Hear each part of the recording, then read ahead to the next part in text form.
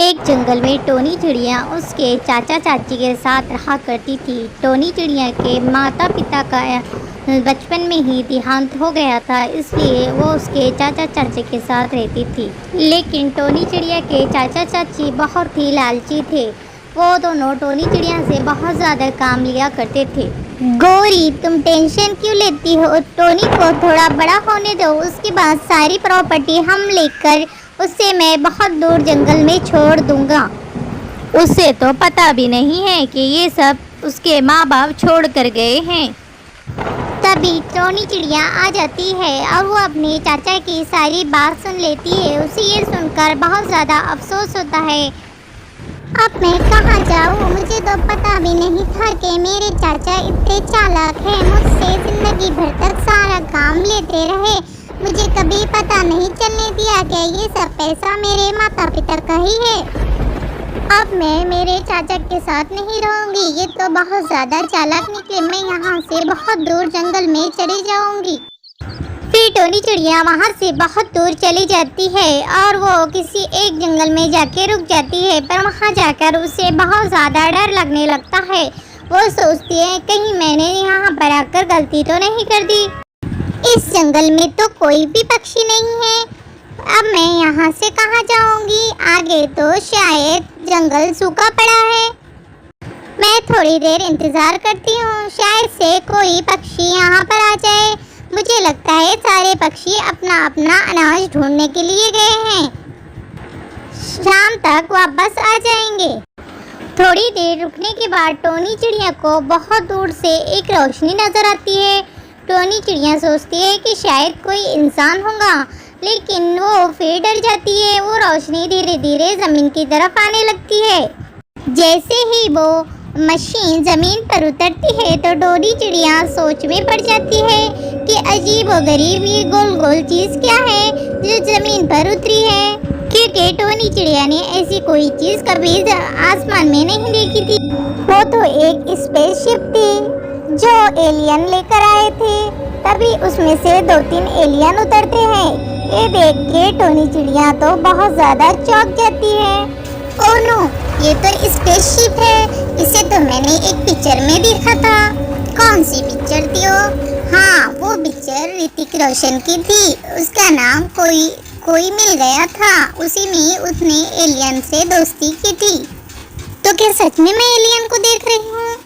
मुझे तो बहुत ज़्यादा खुशी हो रही है। तभी वो स्पेसशिप वहाँ से चली जाती है और एक एलियन वहाँ पर ही रह जाता है। ये देखकर तो टोनी चिड़िया चौंक जाती है कि ये सारे एलियन चले गए और इस एलियन को क्यों छोड़ दिया। उसी टाइम एक हाथी वहाँ पर आ जाता है और वो एलियन को देखकर मारने लगता है।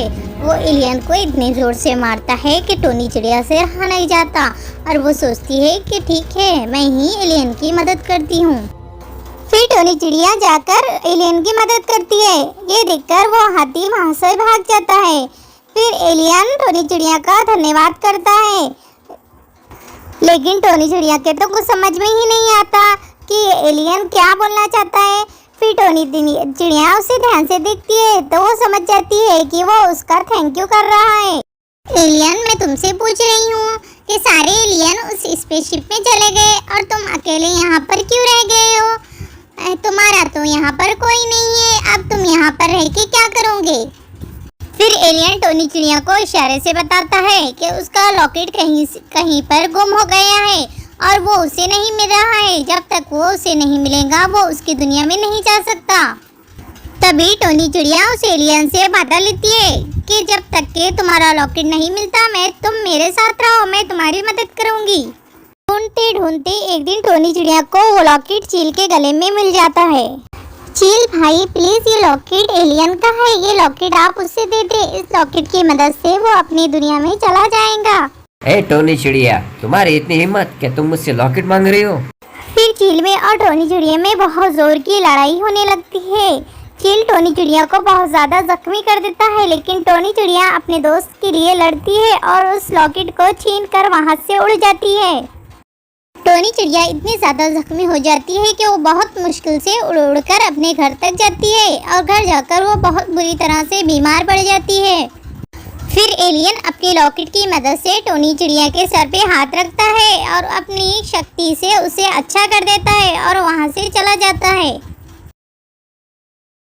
एलियन के जाने के बाद टोनी चिड़िया बिल्कुल अकेली हो जाती है, इसलिए वो जंगल जंगल घूमती है ताकि कोई दोस्त बना सके। जंगल में घूमते घूमते टोनी चिड़िया को एक जख्मी परिंदा मिलता है। उसे देखकर वो वहीं पर रुक जाती है ताकि उसकी मदद कर सके। आप तो बहुत बुरी तरह से जख्मी हो गए हैं, चलिए उठिए, आपका घर कहाँ है, मैं आपको आपके घर पे छोड़ देती हूँ। फिर टोनी चिड़िया उसे बोलने के लिए हाथ लगाती है तो वो परिंदा अच्छा हो जाता है, उसके सारे जख्म सब सही हो जाते हैं। ये देखकर वो परिंदा बहुत ज्यादा खुश हो जाता है। अरे चिड़िया, तुम तो जादू जानती हो, तुम्हारे हाथ लगाते ही मेरे सारे जख्म अच्छे हो गए। अरे नहीं नहीं भाई, ऐसा कुछ नहीं है, मेरे भी खुद समझ में नहीं आ रहा है ये सब कैसे हुआ, मैं तो खुद हैरान हूँ। फिर वो परिंदा सारे जंगल में ये बात फैला देता है कि मैं बहुत ज़्यादा जख्मी हो गया था, टोनी चिड़िया के हाथ लगाते ही मैं एकदम से अच्छा हो गया। शायद टोनी चिड़िया कोई जादू जानती है। फिर सारे पक्षी टोनी चिड़िया के पास अपना इलाज कराने आने लगते हैं। ये बात उड़ते उड़ते टोनी चिड़िया के चाचा चाची तक भी पहुंच जाती है कि टोनी चिड़िया तो बहुत ज़्यादा जादू जानने लगी है। ये बात उड़ते उड़ते टोनी चिड़िया के चाचा चाची तक भी पहुंच जाती है कि टोनी चिड़िया तो बहुत ज़्यादा जादू जानने लगी है। गौरी, हमने टोनी चिड़िया के साथ बहुत बुरा किया है, हम उससे माफ़ी मांग लेते हैं ताकि वो हमें कोई नुकसान न पहुंचाए। फिर वो दोनों टोनी चिड़िया से माफ़ी मांगने के लिए उसके घर चले जाते हैं ताकि टोनी चिड़िया उन्हें माफ़ कर दे। टोनी चिड़िया, हमें माफ़ कर दो, हमने तुम्हारे साथ बहुत बुरा किया है, तुम्हारी चाची भी तुमसे माफ़ी मांगना चाहती है।